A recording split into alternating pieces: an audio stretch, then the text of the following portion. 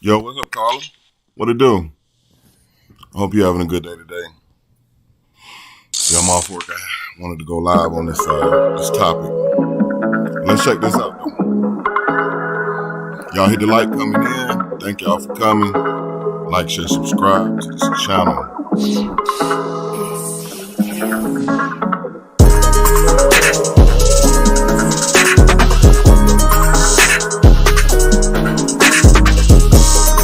I hope y'all having a good day out there today. No doubt, Carla.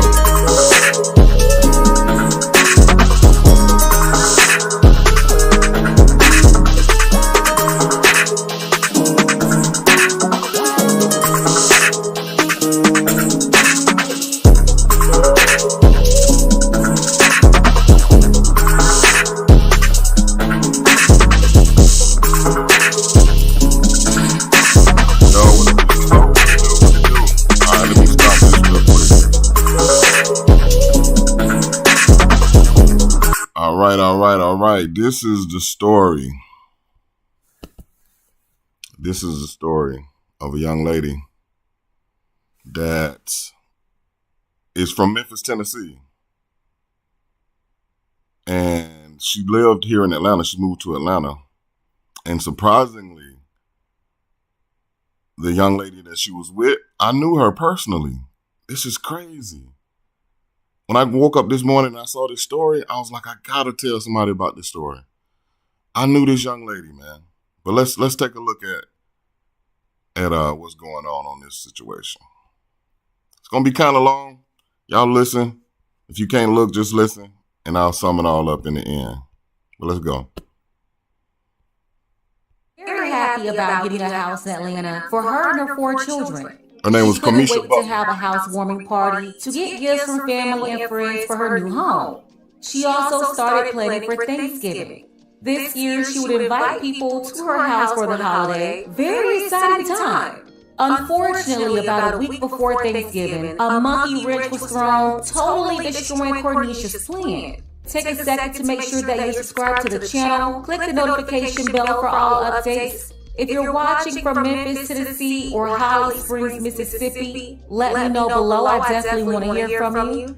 Cornesha Butler, 31 years old, with 4 young children, 3 little girls and 1 little boy, a toddler. She promoted on Facebook that she had a tax preparation service, and she also listed that at some point she offered esthetician services. Cornesha, also known as Nisha, is from Memphis, Tennessee, but moved to Atlanta a while ago with her girlfriend, Shakia Perkins. Shakia, 25 years old, much younger than Nisha, 6 years her junior.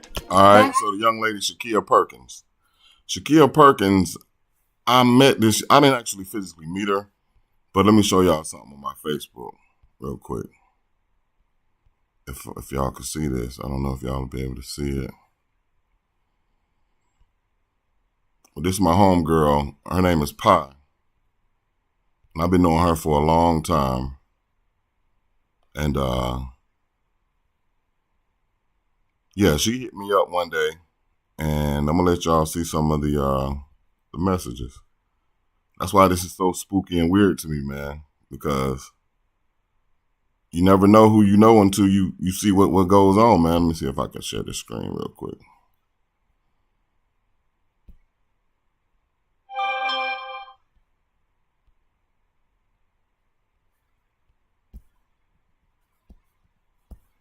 Okay, I'm trying to figure this out. I'm sorry, you guys. I'm figuring this out.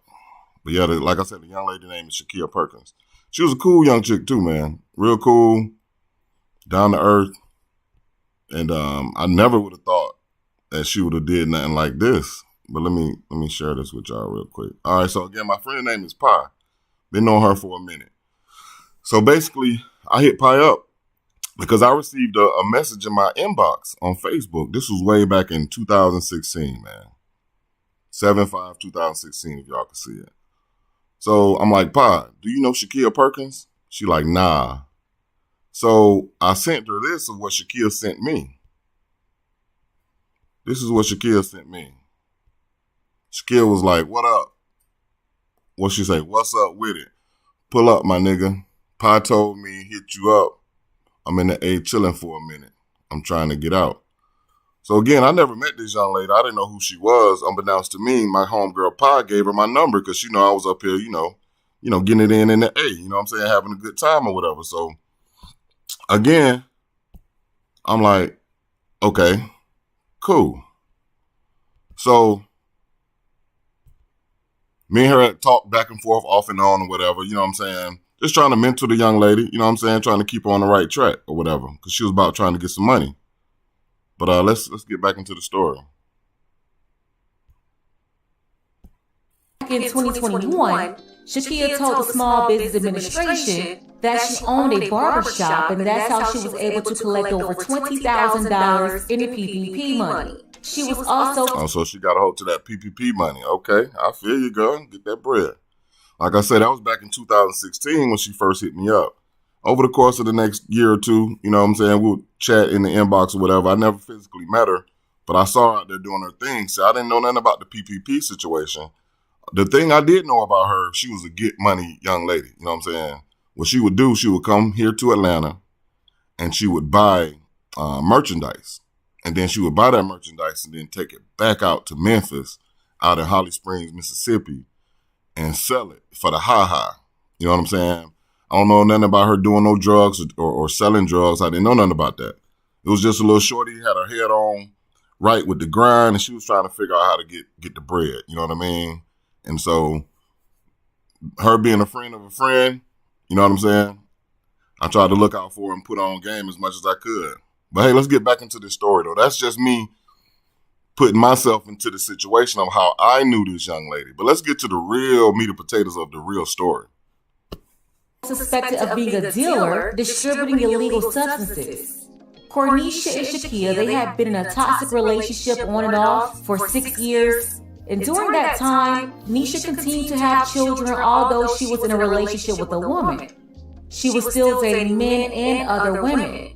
The men getting under Shakia's skin the most because she didn't have what they had but often tried to resemble a man, which wasn't enough for Cornesha. Cornesha knew just how to upset Shakia and expose her own insecurities.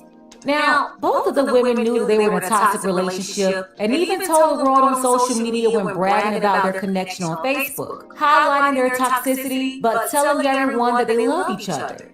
September 25th, 2021, there was an incident reported to the South Fulton County Police Department. Officers responded to a house in College Park that Cornesha was renting at the time. It was a Friday night, turned Saturday in the wee hours of the morning, around 4 a.m., when the police arrived on site. According to the report, upon arrival, the officers saw a 2008 Jeep Wrangler fully engulfed in flames in the driveway. The flames then moved to a 2012 Mercedes-Benz that was next to it. They noted that the Mercedes had Tennessee plates. The residence was reportedly owned by Cornesha's brother, Terrence Jenkins, also from Memphis, while the cars were both owned by Cornesha. This all took place while she was inside of the house with one of her boyfriends and her 4 kids when she noticed an orange light outside. She looked out in the driveway to see her 2 cars on fire. That's when she dialed 911. Cornesha had an idea who did it from the beginning. She told officers right away that she believed it was her ex, Shakia. Shakia at the time was... Okay, so if y'all heard that, she was in the crib. So basically, what's going on here, this girl, Cornesha, she really was in the lifestyle. So she liked both men and women. She already had 4 kids when Shakia met her. You know what I'm saying? And so basically, she wasn't ready to give that lifestyle up. You know, she was still playing the field. So she was with her and with some dudes too. And she was still getting pregnant and everything. But the girl, Cornesha, she was a boss though. You know what I'm saying? She was getting to the bread. I don't know exactly what she did. I don't know if she did hair. But these were 2 young women who was trying to get bread, but they ended up coming up here to Atlanta. And I'm telling y'all, man, these Atlanta streets, Atlanta is wicked on relationships, yo. So I could imagine and see kind of some of why, you know what I'm saying? Because Atlanta's wicked on relationships. It's so much to do here, so many people. You can get caught out there bad, you know what I'm saying? But let's get back to it. Living in the Hampton, Georgia area. Nisha told officers that she and Shakia had been having issues over the last few weeks. Shakia had a gray Dodge Challenger, and the neighbor's Ring camera also caught a car that looked like Shakia's car passing by shortly before the fire. Cornesha's cousin Amber, also from Memphis, told police that she witnessed Shakia. Okay, let's get back into it. That's the point I was going to make a second ago. All right, so basically, Cornesha's in the crib with a dude and her kids. And so, but she still is with Shorty right here, Shakia. So Shakia's like, damn, you gonna disrespect me like that? So Shakia, on some hood shit, you know what I'm saying? She from Holly Springs, Mississippi. She pull up and she set both the Jeep and the motherfucking Mercedes on fire. She like, fuck that shit. Set the shit on fire. And if nothing else got her attention, I'm quite sure that did. Let's get back to the story. Out of the neighborhood when she was coming in on her way to Cornesha's house. Luckily, though, no one was hurt. Cornesha's 4 kids safe, Cornesha's safe, her boyfriend in the house, as well as her girl cousin who was on her way to the house. Everyone's safe. The neighbors also safe due to the work of the South Fulton Fire Department. They made it to the residence in time to extinguish the fire that caused major damage to Cornesha's 2008 Jeep and her 2012 Mercedes. Unfortunately, her brother's house that she was renting was also damaged. Brush your teeth in 30 seconds with this incredible $89 device. This is an extremely high-tech I'm sorry about the ass. It is the fire ended up spreading to his garage. Her brother was provided with a case number, so I'm assuming he was able to get the house fixed by filing an insurance claim and showing that a crime was committed by his sister's on and off girlfriend. After the fire, Cornesha filed a restraining order against Shakia. A judge granted that order, but it looks like Shakia was never punished for setting fire to the cars and like I said, I never met Shakia. I only talked to her on social media, and she's a friend of a friend. And like I said, Shorty, she didn't seem to me to be violent. She just was trying to get that bread. You know what I'm saying? Seemed like a cool little young chick, you know what I'm saying? Trying to figure her life out, But back to this restraining order. So that happened. Cornesha went and got a restraining order. All right. But like the lady just said in here, that basically neither one of them followed the restraining order. Even though she got it, you know how toxic relationships are now. It's like you do something crazy right now to me, and then later on, I'll forgive you. Although I put a restraining order on you, I'm still trying to see what that mouth do. You know what I'm saying? And I don't mean to make light of a bad situation, but y'all know what I'm talking about. And so again, this young lady, Shakia, I didn't think she was a gangster, but man, let's get into it. Imaging the garage of Cornesha's brother's home. 7 months later, Shakia was arrested by officers in a nearby county, DeKalb County. She was arrested for criminal trespassing as well as possession of a controlled substance with intent to distribute. She was booked by DeKalb County PD on May 18, 2022 at 12:52 a.m. and was allowed to bond out a couple of days later on May 21st at 8:30 p.m. Although Cornesha had an active restraining order against Shakia, she still had contact with her, which was very strange because Shakia already showed that she was dangerous. So here we go. So that's what I'm saying right here, y'all. So Shakia already showed her that she was with it and she was about it. She done burned her cars up, you know what I'm saying? Damn near had no regard for human life because those cars could have in turn set the house on fire. They could have burned her and her kids up. You know what I'm saying? But again, in these new toxic relationships that we go through, we tend to think it's cool. We overlook the small stuff. You know what I'm saying? We overlook the stuff that's in the details. You know what I mean? To me personally, if I was in that situation, I already would have known then to cut that person completely off. There's nothing that we could do for it. You done already burned my cars up. You almost burned my house down. Come on, man. What y'all think in the comments, though? Let's get to it. Cornesha, a mother of 4, she had been dating Shakia off and on since Shakia was only 19 years old. Over a year after the major incident with the fire, there was a text message that surfaced here. It shows everything that Shakia wrote to Cornesha, but every single message sent by Cornesha was deleted, totally wiping out Cornesha's words and making it impossible to fully interpret the conversation. In the message, it appears that Cornesha was reaching out to Shakia about something related to money. Shakia responded, okay. Then something else was said by Cornesha. Shakia responded by saying, pay your insurance. Cornesha brought up another woman involved in the issue, and Shakia says, ask her then. Cornesha said something else, not sure what it was, of course, because everything was deleted. And that's when Shakia responded by saying, okay, you worry about it, not me. That was the comment right there that seemed to...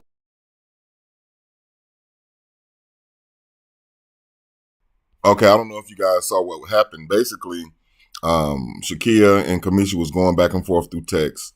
Cornesha obviously was trying to get some money that she was owed. But if you notice, you only saw Shakia's time thread, you know what I'm saying, on the text. So obviously, Cornesha deleted all of her responses. Why? Who knows? But she only showed Shakia's time thread. And y'all can put two and two together on what you feel that was about. I don't know if she was trying to hide something. I don't know if she was antagonizing this young lady or what, but, you know, you just don't delete your time thread for no reason. But hey, let's get back to it. Upset Cornesha, really not sure what she wanted her to pay or what she was upset about, but it sounds like Cornesha's anger was surrounding an issue involving a bill or something financial. She wanted Shakia to give her money for whatever it was. Shakia wasn't responding the way that she wanted her to. Instead, it sounds like Shakia was trying to deny that she needed to give Cornesha anything. Cornesha got very upset with Shakia's nonchalant answers, and it seems like she started going off on her. And that could be the reason why all of Cornesha's messages mysteriously got deleted, but whoever leaked this, they left all of Shakia's messages. It looks like Cornesha started talking smack to Shakia. Shakia laughed it off and said, LOL, okay. Cornesha kept going, trying to get Shakia angry because she was already mad with Shakia's nonchalant attitude. Shakia said, keep talking. Cornesha kept going, and that's when she got the reaction that she was looking for. It was very common in their toxic relationship. Shakia said, you'll be dead soon, so keep talking. That's what I want you to do. Shakia then told Cornesha this, I'm going for first degree, not second, and I stamped that. Well, damn. All right, so this is what I'm saying. This is what I'm saying. First, she burned her cars up within this toxic relationship. Damn near burned the house down. Now, Cornesha didn't take that serious like she should have. She should have taken that serious. Although she went and got a restraining order, she went back against her restraining order and started back dealing with Shakia. Picking and poking and prodding and picking and poking the bear. I don't know exactly who started what, but within a toxic relationship, it don't matter who started. Because if you're in a toxic relationship and you're feeding into the next person, then you just as toxic as them. You're just as toxic as them. You are just as toxic as them. If you're not getting out of that relationship, if you're not running for the hills, if you're not trying to seek counsel or, you know, talk to somebody about moving forward and getting out of that situation, then you are just as toxic as them. And so, again, Shakia just told her, yeah, I'm going for first degree, not second. So obviously that was a thing on her life. You know what I mean? She threatened her right there. Like, if you keep playing with me, I'm gonna kill you. Basically, in lamest terms. But hey, sometimes when people say stuff, you got to take that shit serious. You know what I mean? And you got to protect yourself. So let's get back to it. Cornesha is still going off. That's when Shakia said, it's all fun and joke till you're scared for your life, huh? So apparently, after their argument via text message on November 16th, Shakia did exactly what she promised. She shot Cornesha, and at least one of her kids witnessed it. Cornesha did not survive, and Shakia was picked up and charged with first-degree murder.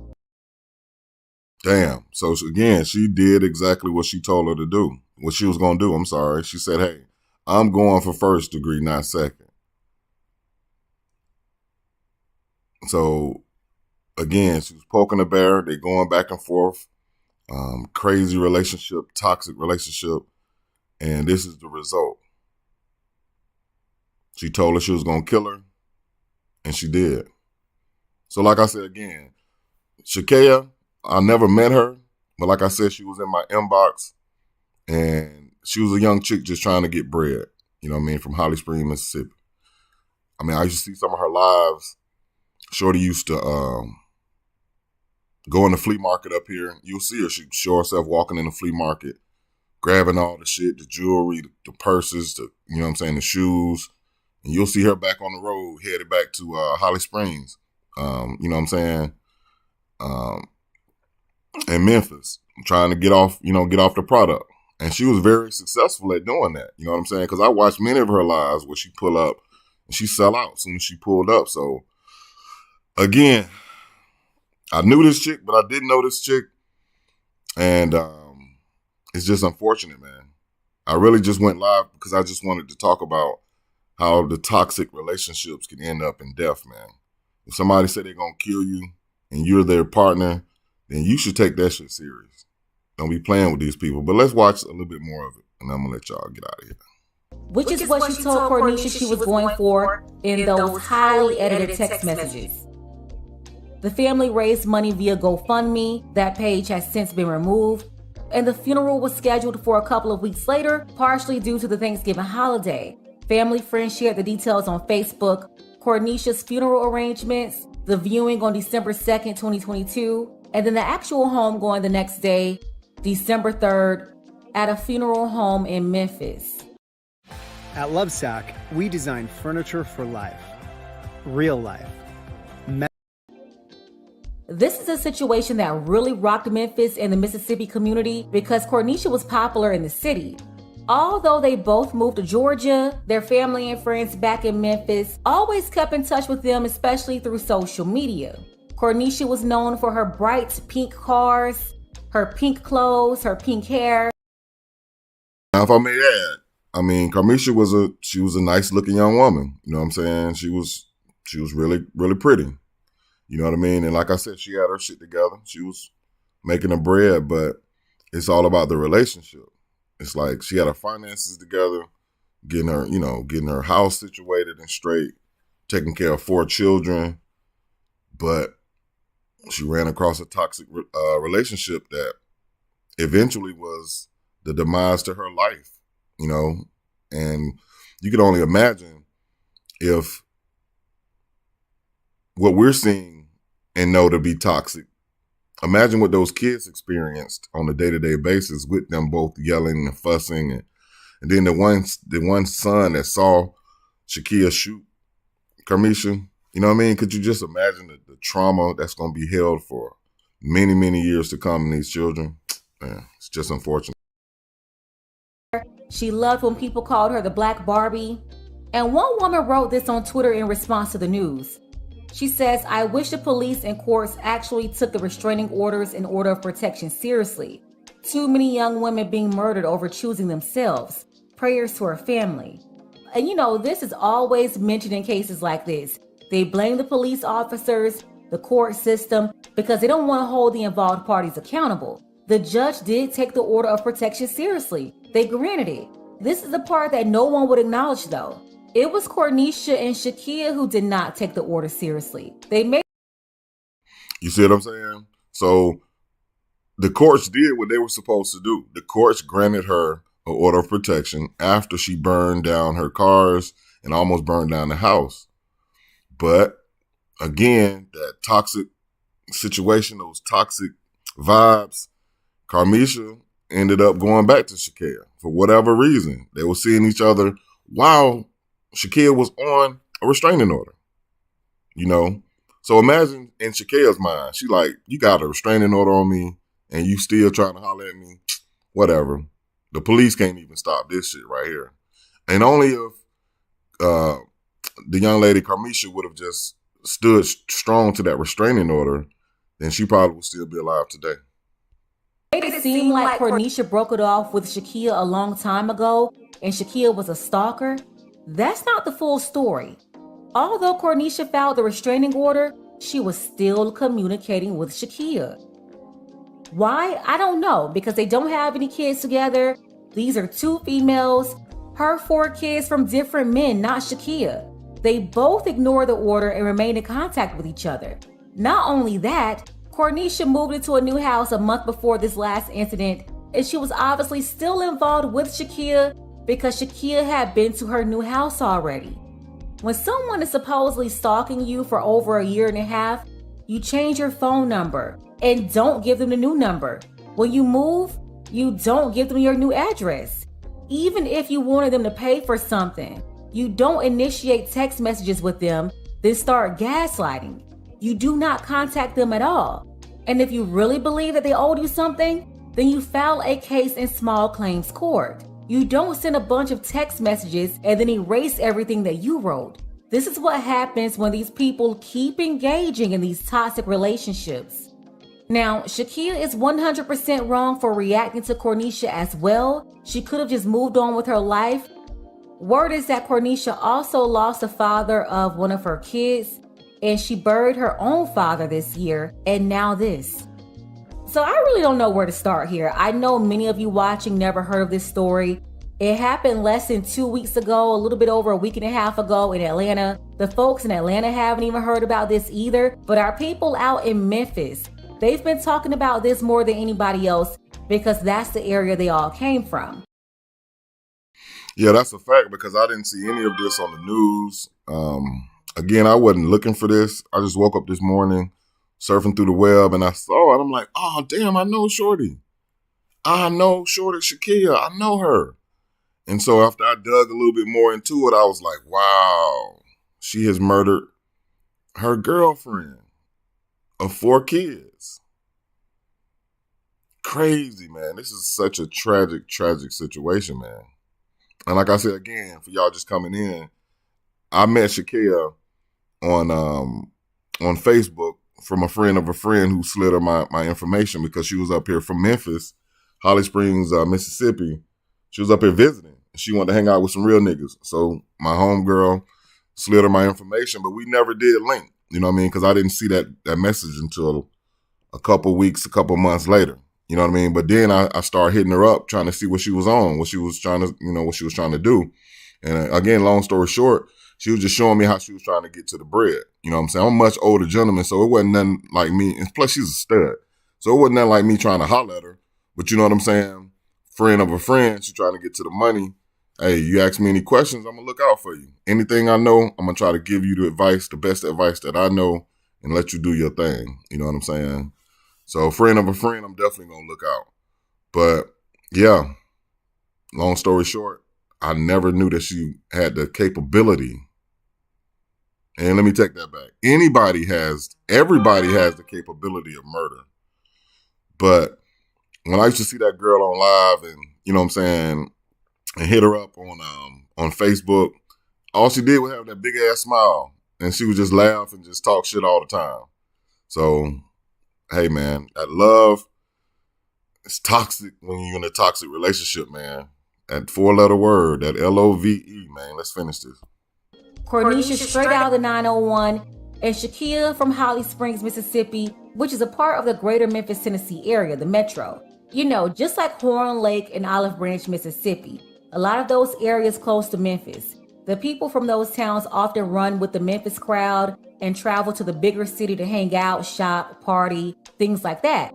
But I'm not surprised that no one talked about this, no local or national news reports, because we're talking about a single mother of 4 taken out by her girlfriend. If it had been one of her boyfriends, this would have made it everywhere. Speaking of boyfriends, Cornesha was going back and forth between her girlfriend Shakia and men for years. Although she was dating Shakia, she kept messing with men and getting pregnant. That's one. Okay, now, all right, so she was messing with men for years, although she was dating this young lady.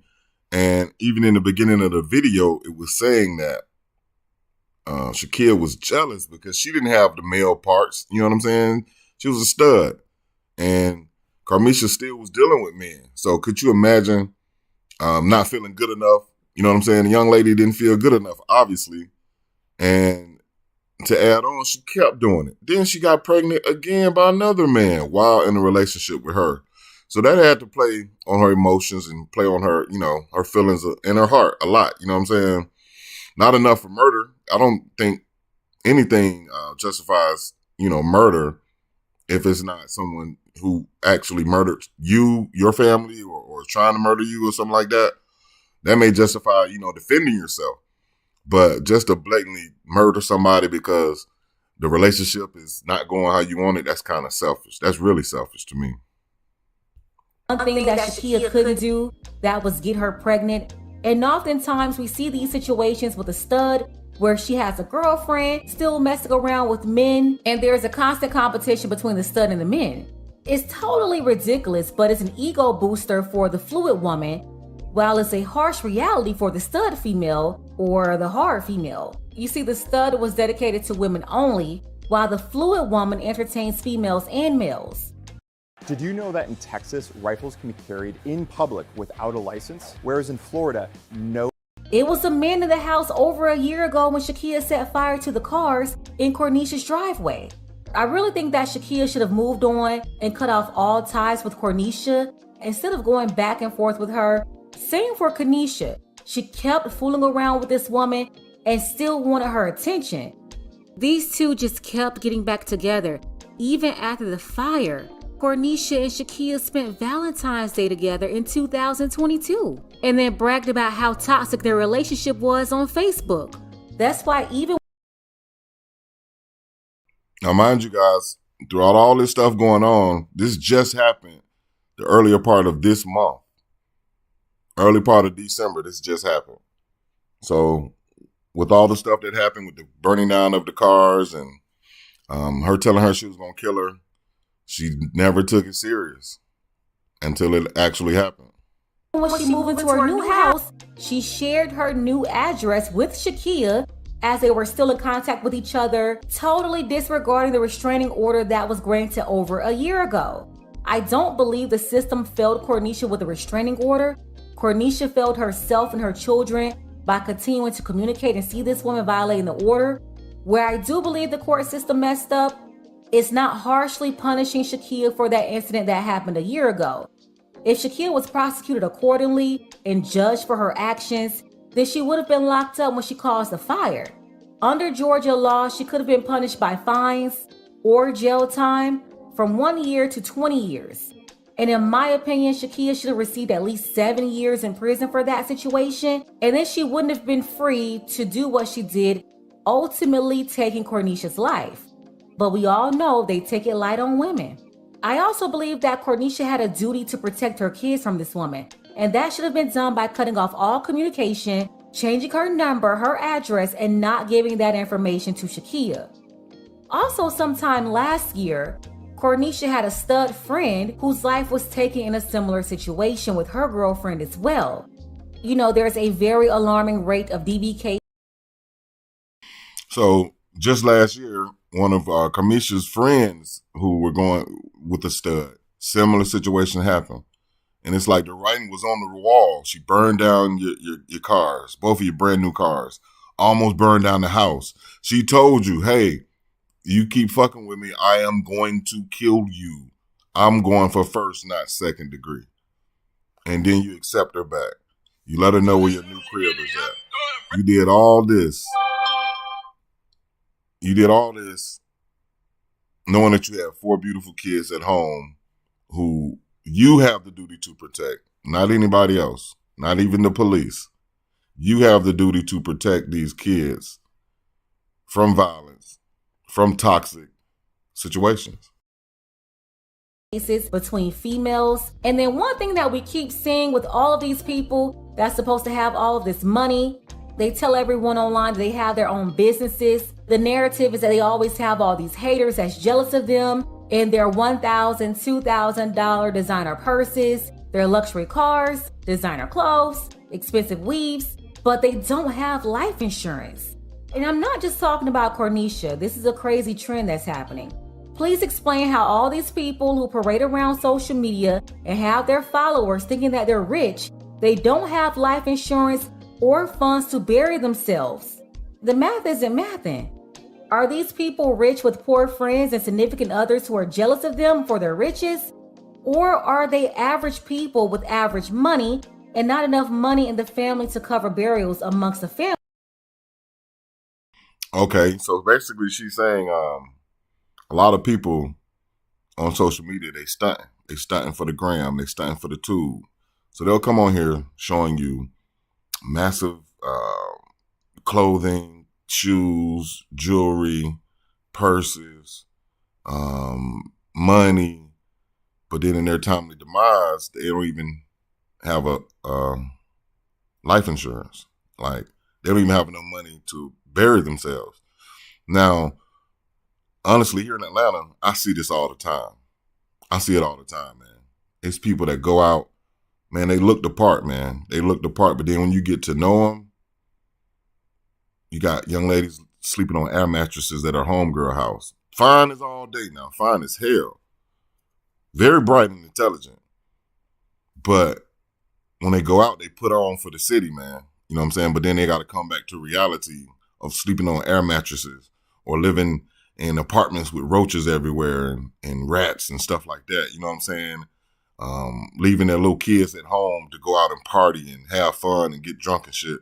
Like, man, you wouldn't imagine. You wouldn't imagine. I'm quite sure a lot of other people in big cities know what I'm talking about. But here in Atlanta, I've seen it firsthand, how people put on for the city. I'm telling you, they put on for the city. But then when you really get to know them and see where they from and see what their morals and, you know, what their ethics is like, you like, oh, damn, run. Without having to go to GoFundMe to raise money. You know, there was once a time when the baby boomers made sure that the whole family had life insurance. It was usually purchased for the kids at a very young age, and they just paid it forever. I mean, the older generation, they planned everything and didn't have the luxury of fundraisers. You know, at the end of the day, all around, this is a horrible situation. Sending condolences to the family, especially the ones who will end up taking care of Cornesha's 3 daughters and her son. A lot of them saying that they didn't know the full details of their on and off again relationship, or they didn't know it was this bad, or else they would have stepped in and tried to do something. I do believe it's nothing that you can really do, because when you tell family members or friends to leave toxic situations, it's like the rebel energy in them will cause them to do the opposite and try to prove to you that you're wrong or that they are in control of the situation. And also, when you tell them the truth, a lot of them will cut you off because they don't want to hear it. It's just absolutely horrible. Let's go ahead and get the conversation started. Is there anything that outside parties could have done to prevent this situation? Don't forget that you can support this. Okay, so let's get the conversation started. Is there anything that anyone could have done? In my opinion, I don't think so. These were 2 in love people, young people who lived in toxicity. Their relationship was toxic. Some people get off when it's toxic. It's like, it's better for the sex. You know what I mean? I don't live by that prescription, but a lot of people do. So, again, this is Cornesha Butler, a young lady who got killed by Shakia Perkins, which Shakia Perkins used to hit me up in my inbox. So I don't know Shakia. I don't know the Butler young lady who got killed, but I do, and I have had conversations with Shakia. She seemed like a wonderful young lady who was trying to get her bread right, who was trying to move up in life or whatever. You know what I'm saying? Coming out of Holly Springs, Mississippi. So this is what I'm going to do, because I've been thinking about this right here. What I'm thinking about doing, because obviously Shakia is somewhere here in Georgia. So I'm going to track her down at whatever jail or prison she's at, and I'm going to see if she'll give us an interview. And I'm going to put some money on her books. I'm going to look out for her heavy. But I want to see if she'll give us an interview. And I want to see if she'll give us, you know, firsthand accounts on what happened, how she's feeling, and what she could have done different in this situation. All right, y'all. This was just a random live today. Like I said, I ran across this, so I was like, hey, let me share it. Let me see what y'all talking about in the comments. To speak there, nothing that cold could be done, unfortunately, and sadly to say, this is their destiny. I agree. This is their destiny. It is. And it's nothing that can be altered. and it can't be changed. It is what it is. But I'm gonna shoot hard for that interview, and just to try to give some clarity and context to exactly what happened, not from a third party, but from Shakia Perkins. Cornesha Butler, may you rest in peace, sis. I hope your children live to be great, wonderful, responsible adults. This is your boy, Black Truth. I appreciate you guys for coming, and hopefully we can keep conversations going with different topics. If you have any topics that you want me to cover, my email is x2, M as in Mary, A as in Apple, C as in Charlie, 78 @gmail.com. Share with me some stories that you probably want me to talk about or y'all want to talk about, and we can go from there. But again, it's a good Monday. Y'all be blessed. Y'all be safe out there. And we'll catch y'all on the next time. Like, share, subscribe to the channel, and we're going to keep this thing pumping. All right, y'all. Peace.